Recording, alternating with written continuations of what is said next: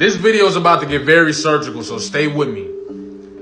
But the Drake community has officially lost their mind, okay? I believe that somebody from his camp, allegedly, is trying to sue me. And if they are no longer trying to sue me, they were going to try to sue me before. This is all alleged. I also believe that since that might not work because of my response, that my personal information might end up being doxxed, okay? I don't know what they'll do. I've seen these guys do the wildest things to celebrities, to random Twitter accounts and content creators. Who knows what they're gonna do? I just want everybody who watches me to be prepared, and that we're gonna go down the rabbit hole of what this looks like so that other content creators can be aware of what is going on. So let's go. Now, you've been following the Drake-Kendrick Lamar beef and you have a Twitter, you definitely know who this guy is. This is one of Drake's biggest supporters who's definitely not being paid by anybody.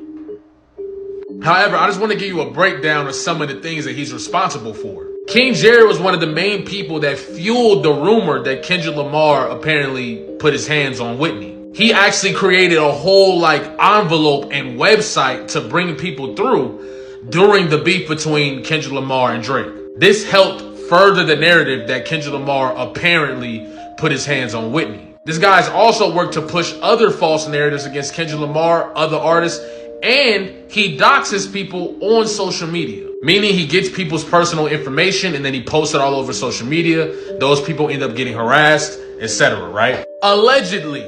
Now what happened was King Jared broke the news of this lawsuit that's going after TDE, right?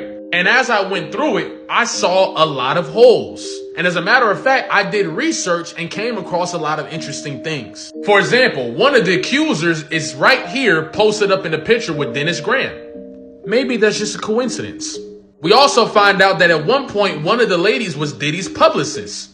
Maybe just a coincidence. But what he didn't like is I actually found the connection between him and the lady that's involved in the lawsuit, which is something to take note of. It's very interesting that you were one of the first ones to break this news and the lady is associated with you. Even if she's technically on the other side of the picture and she's just a friend or whatever, supposedly, you're still associated. And I found that very interesting. Does that mean he is associated? No.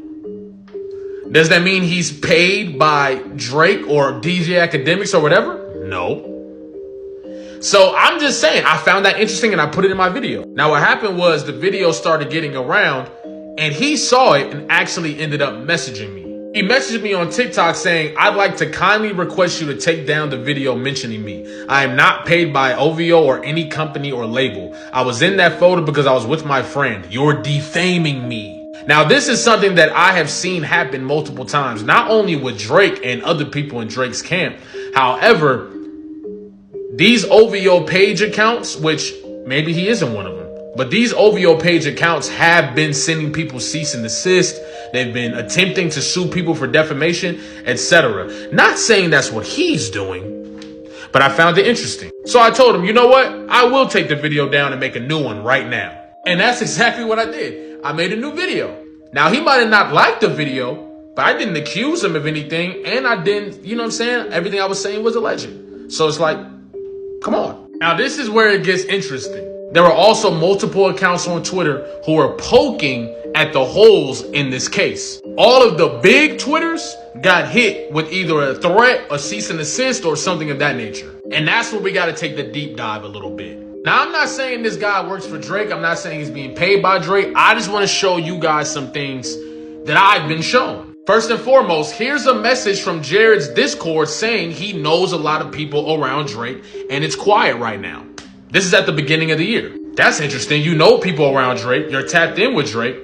I find that interesting. This could be a fake message though.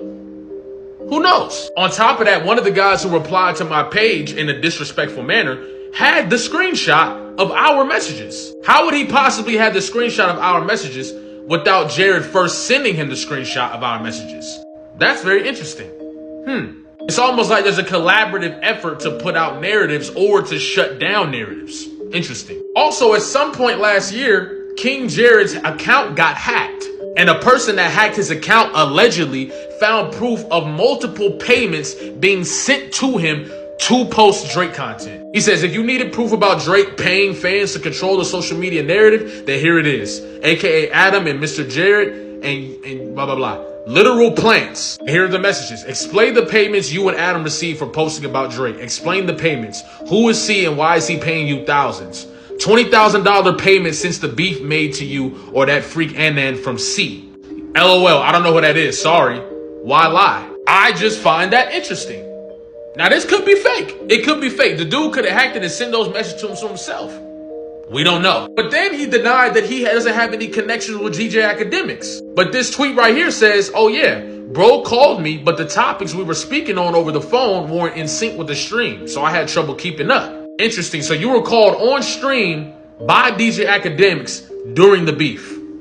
I wonder what doors he could be talking about here. This was October 23rd of last year. Still very much a part of the beef and the beef situation. That's very interesting.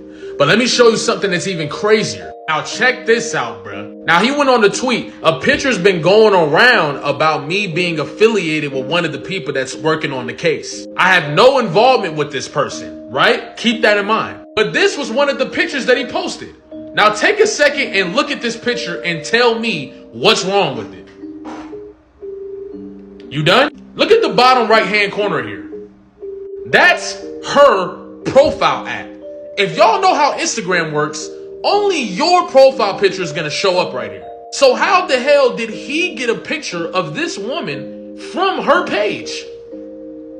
Can somebody make that make sense to me? I don't know though. It's all alleged. It's all for entertainment purposes, okay? It's all alleged, all right? But I find that very interesting. And how did you get this picture, bro?